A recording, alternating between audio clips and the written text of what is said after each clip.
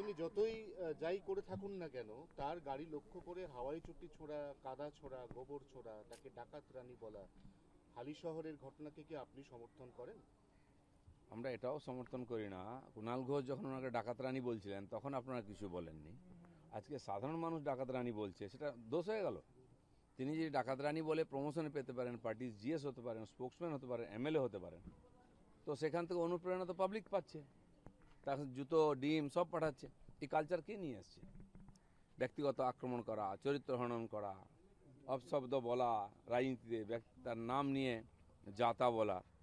তো একদিন ইট পাটকে, আমি তো ইট খেয়েছি, আমার গায়ে এখনো দাগ আছে, আমার গাড়ি কতবার ভেঙেছে।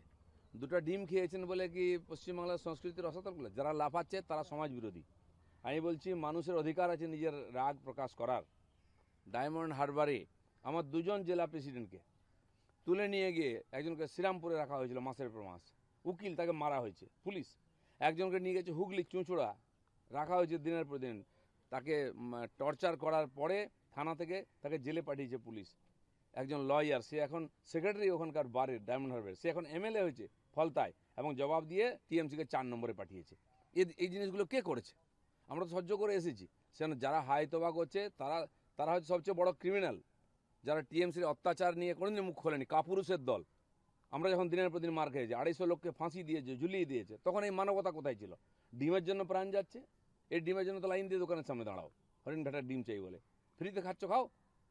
যেন এইসব মানবতার কথা বলবেন না, সৌজন্যতার কথা বলবেন না। যারা সমাজ বিরোধী কাজ করেছে তাদের প্রতি সমাজ বিরোধীর মতো ট্রিটমেন্ট করা উচিত।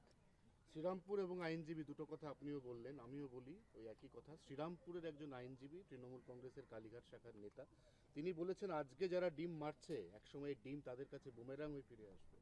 না, কি হবে ভবিষ্যৎ উনি দেখেছেন? উনার ভবিষ্যৎ কি লেখা আছে? উনি কোন গর্তে পড়বেন, ড্রেনে পড়বেন উনি জানেন? এসব ডায়লগ মেরে লোককে বিভ্রান্ত করবেন না। আমি তো বলছি পশ্চিমবাংলার মানুষের মধ্যে মানবিকতা যায়নি, তাই ইঁটের বদলে ডিম মারছে। মারা উচিত ইঁট, আমি সমর্থন করবো ইঁট মারলে, কিন্তু মারেননি। কারণ এখানকার মানুষ অনেক ভব্য সভ্য, তাদেরকে এরকম ক্রিমিনাল বানিয়েছে টিএমসি।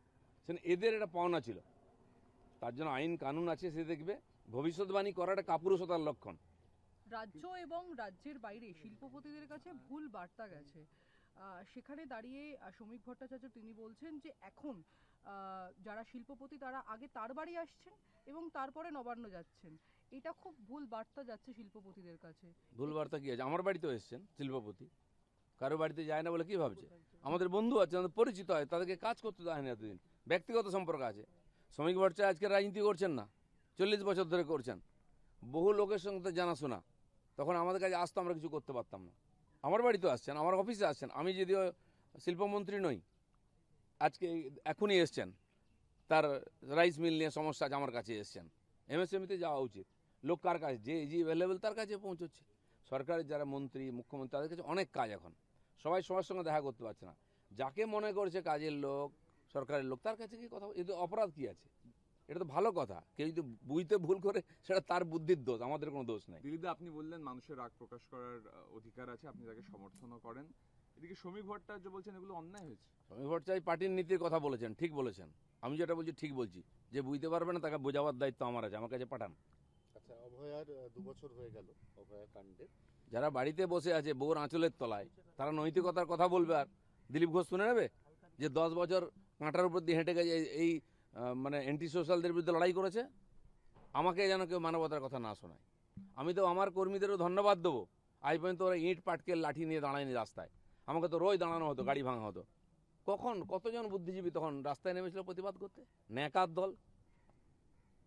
যেটা বলছিলাম সেটা যে অভয়ার 2 বছর হয়ে গেল, রাজ্যবাসী বলছে যে চেয়েছিলাম ন্যায় বিচার, পেলাম 2 মিনিট করে নীরবতা। না না, ন্যায় বিচার পাচ্ছে না।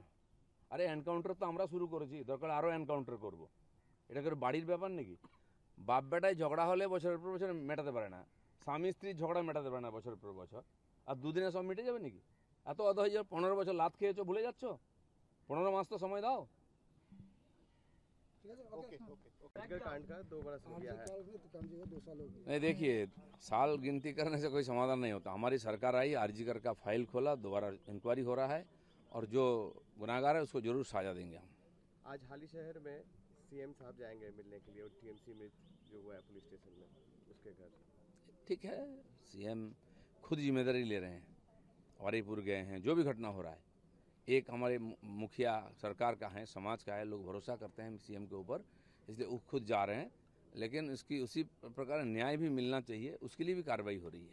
ममता बनर्जी के ऊपर पर आक्रमण हुआ है, जो देखा गया, ममता बनर्जी ने कहा है कि ये सब जो है ये सब बाहर के आदमी हैं, इन्होंने नहीं, बाहर के अंदर की नहीं है। कोई अगर कानून के खिलाफ काम करता है उसका खिलाफ पुलिस व्यवस्था करेगा। लेकिन आप ये जो आज दुराचारी लोग बंगाल में घूम रहे, राजनीति को कलुषित किया जिन्होंने, किसने किया?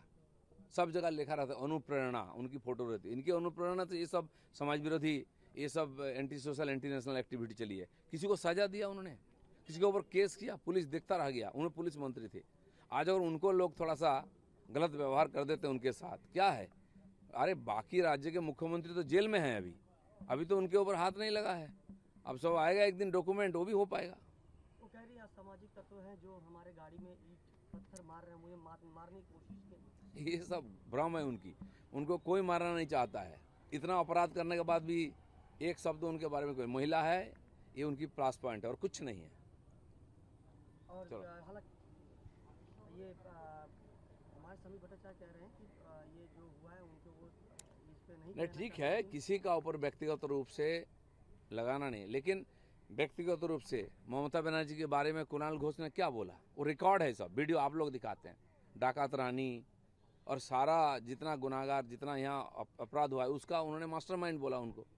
आज वो उनकी पार्टी के नेता बन सकते हैं, एक नंबर चेहरा, एमएलए बन सकते हैं, महामंत्री बन सकते हैं, और जनता उनको डाकात रानी बोल दिया तो खराब हो गया क्या? सिखाया किसने? ये जो कल्चर ये टीएमसी ने लाया है, इसलिए उनके ऊपर जा रहा है। एनसीपीआई के जो 3 सांसद हैं वो दिख रहे हैं कटे हुए दिख रहे हैं, वो एनडीए से जुड़ नहीं रहे हैं। वो सब एनसीपी के कहाँ जाएंगे, टीएमसी के लोग कहाँ जाएं, उनको सोचने दीजिए ना। हमारा बहुत काम है, इसके बस सोचना नहीं है। चलिए।